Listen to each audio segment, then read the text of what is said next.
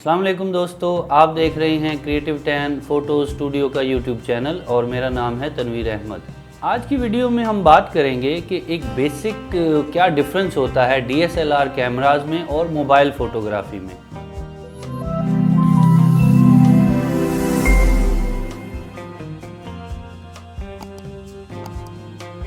तो major difference तो ये है कि मोबाइल कैमरा में मुख्तलिफ सीन्स के हिसाब से सेटिंग्स जो हैं वो प्री डिफाइंड होती हैं और वो आपको एक शार्प इमेज लेने में हेल्प करती हैं।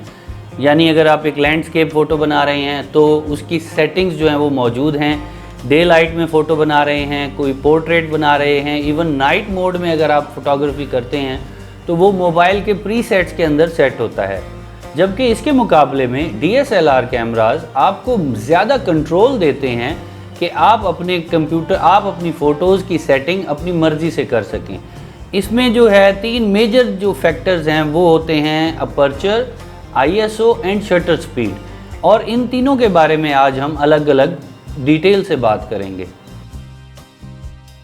बात करते हैं इन तीनों ऑप्शंस के बारे में वन बाय वन, और सबसे पहले हम बात करेंगे कि शटर स्पीड क्या होती है।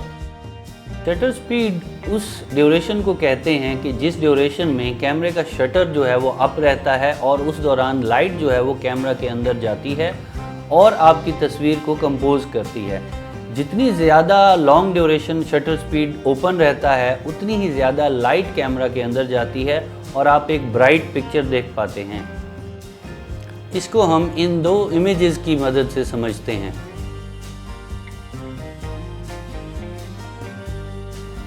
पहले इमेज में shutter speed 1/160th of a second है, तो आप उस इमेज का रिज़ल्ट देख रहे हैं कि वो एक बहुत बैलेंस्ड इमेज है जिसमें लाइट भी बैलेंस्ड है और फोकस पॉइंट भी ठीक हैं।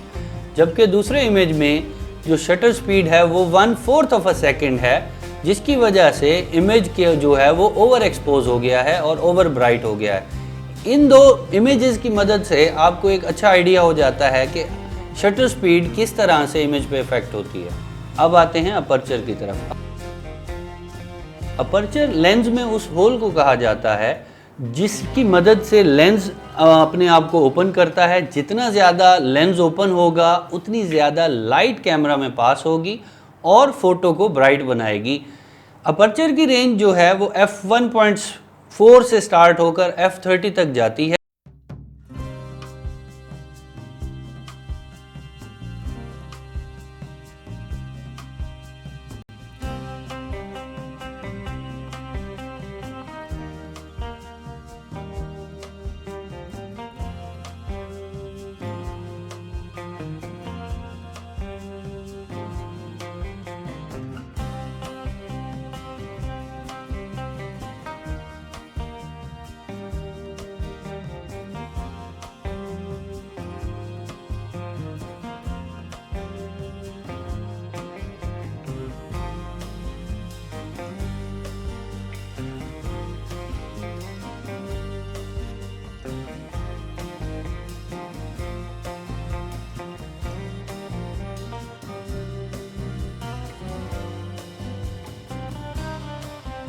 जितनी ज़्यादा आप अपर्चर की रेंज बढ़ाते जाते हैं कैमरा में लाइट उतनी ही कम एंटर हो सकती है, या आप इसे टेक्निकल लैंग्वेज में वाइस वर्सा भी कह सकते हैं कि जितनी ज़्यादा आप अपर्चर खोलते जाते हैं उतनी ज़्यादा लाइट कैमरा में एंटर होती है। अपर्चर वाइड होने के साथ साथ फ़ोटो का फोकस पॉइंट भी चेंज होता रहता है। यानी इसकी मिसाल ये है कि अगर आप एक इमेज में किसी एक पर्टिकुलर सब्जेक्ट को फोकस करना चाहते हैं तो आप अपने अपर्चर को खोल देते हैं और वो पर्टिकुलर इमेज शार्प फोकस में आता है और बाकी तस्वीर ब्लर हो जाती है।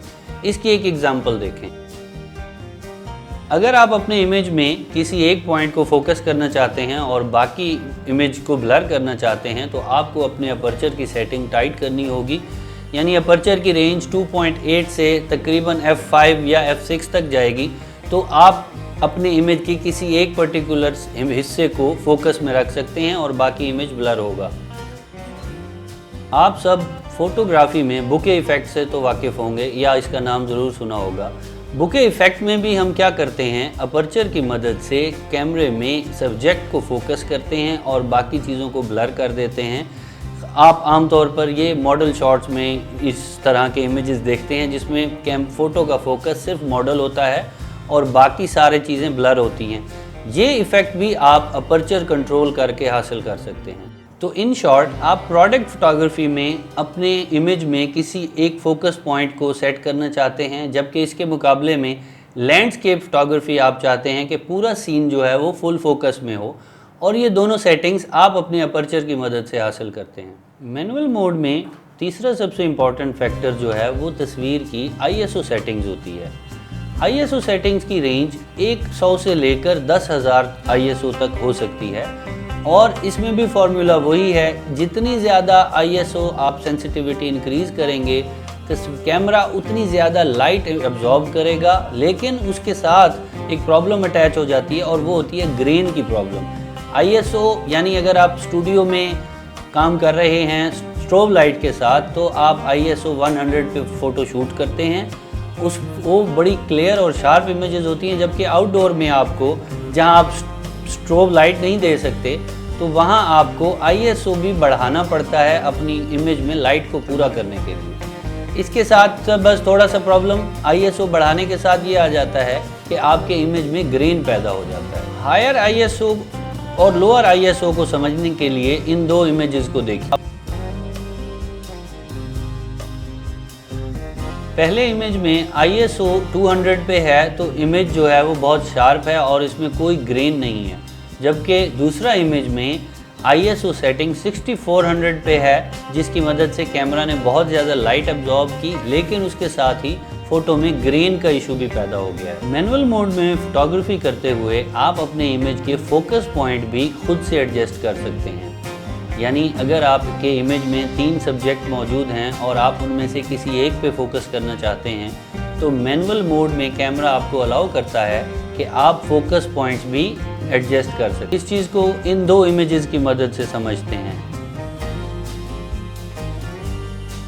पहले इमेज में मैंने किसी भी ख़ास ऑब्जेक्ट को फोकस नहीं किया और अपर्चर रेंज जो है वो f8 पे रखकर एक सिंपल फ़ोटो ली, तो तस्वीर में मौजूद सारे ऑब्जेक्ट इन फोकस हैं। जबकि इसके मुकाबले में दूसरी इमेज में मैंने इमेज के अंदर सिर्फ एक अपने ऑब्जेक्ट को फोकस कर दिया है और वो बाकी आइटम्स को उसने ब्लर कर दिया। वीडियो के आखिर में मैं आपको बताता चलूँ कि शुरू में ये तमाम सेटिंग्स आपको बहुत ज़्यादा कंफ्यूजिंग और मुश्किल लग सकती हैं, लेकिन आप वक्त के साथ साथ ये सब चीज़ें आप सीख जाएंगे। जितनी ज़्यादा आप प्रैक्टिस करेंगे उतने ज़्यादा आप इन चीज़ों को जल्दी समझ पाएंगे। इनफैक्ट कुछ अरसे के बाद आप कोई भी सीन देखकर अपने माइंड में ये जानते होंगे कि इस सीन के लिए कैमरा की कौन सी सेटिंग्स बेस्ट रहेंगी मेरे लिए।